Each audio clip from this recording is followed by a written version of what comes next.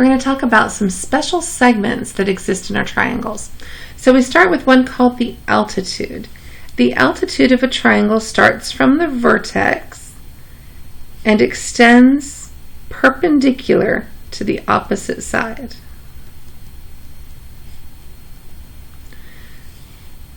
So I'm going to pick this point right here, and if I drop a perpendicular line to the opposite side, it's the altitude. Now, did it necessarily bisect over here? Did it cut this side in half? Not necessarily. Now, there are 3 altitudes in this triangle. I could draw them all if I wanted to. I could draw an altitude from this perpendicular to the opposite side, and I'm just going to draw one of them for now. Then I'm going to get to the median of my triangle. The median starts at the vertex again, but this time it goes to the midpoint of the opposite side.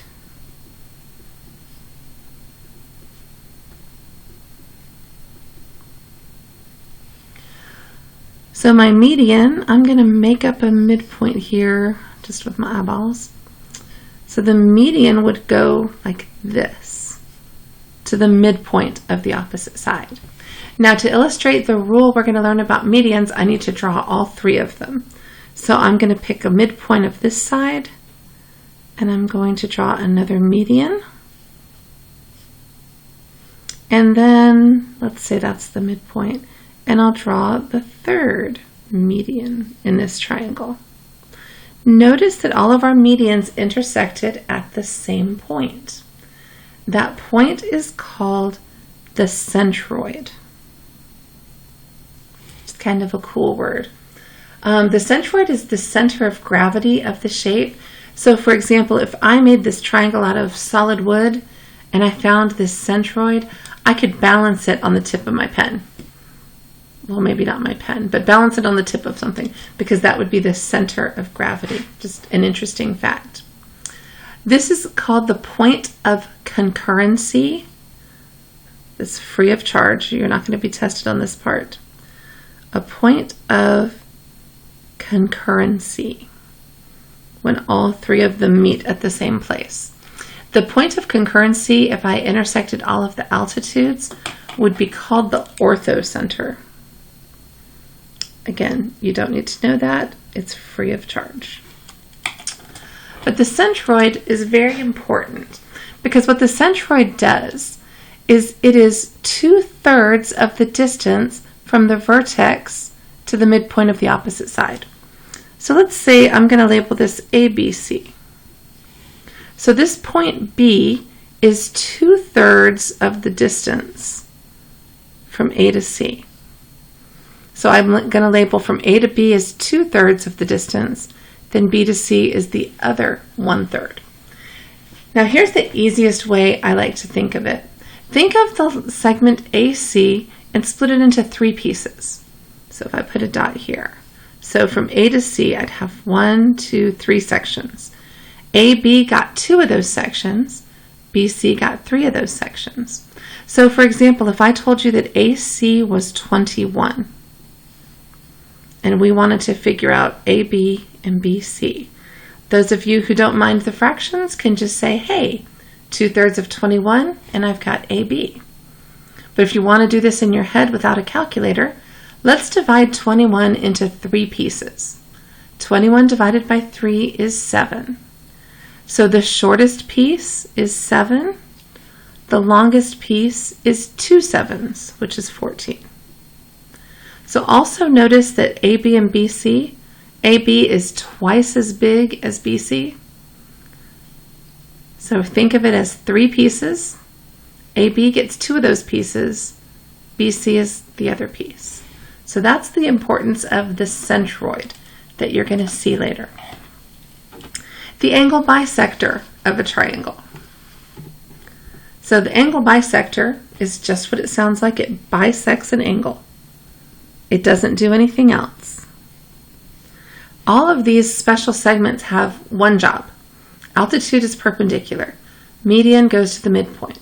Angle bisector bisects an angle. So I'm just going to eyeball these and do a horrible job of it. There's an angle bisector. let's say I tried to draw this angle bisector, and then I drew another angle bisector. Looky there. We have a point of concurrency for our angle bisectors. It's actually called the in-center. And I would draw this, but I would do a horrible job. This is the center of a circle that is inscribed in the circle. So if I were to, like I said, I can't do it, but if I were to draw a circle that touches all three sides, that would be the center. Obviously, my circle is not the right circle, but that's the idea. It says here that a point on the angle bisector is equidistant from the two sides of the angle. Okay, if equidistant is a new word, it's just what it sounds like. Equal distance. So if I've got my angle bisector, let's see if I can draw you a little picture of it. Right here, this is going to be the angle bisector. Then what we're saying is if I pick a point and I measure the distance from my point to that side, and then I measure the distance from my point to this side, that these two distances would always be the same if that's an angle bisector. And why did I put the little box there? Because how do we measure the distance from a point to a line? Remember, it always has to be perpendicular from a point to a line. So you may see some questions involving that rule. A perpendicular bisector. Now this one has two jobs because he's got two terms in its name. It's perpendicular to the opposite side, and it bisects the opposite side. So it goes through the midpoint of the opposite side. Now this one doesn't have to come from the vertex. It can, but it doesn't have to. So if I want to be the perpendicular bisector here, let's say that's the midpoint. If I want to be perpendicular, I would have to be like this. Notice that's not going to go to the vertex if I continued on. It's perpendicular and it bisects. So it does those two things. Now, here's the little rule that goes with perpendicular bisectors. It says every point on the perpendicular bisector is, I'm going to use that word equidistant again. Remember, that's just what it sounds like. Equal distance is equidistant from the endpoints. So let's say I picked a point right here and I measured to this endpoint and to this endpoint.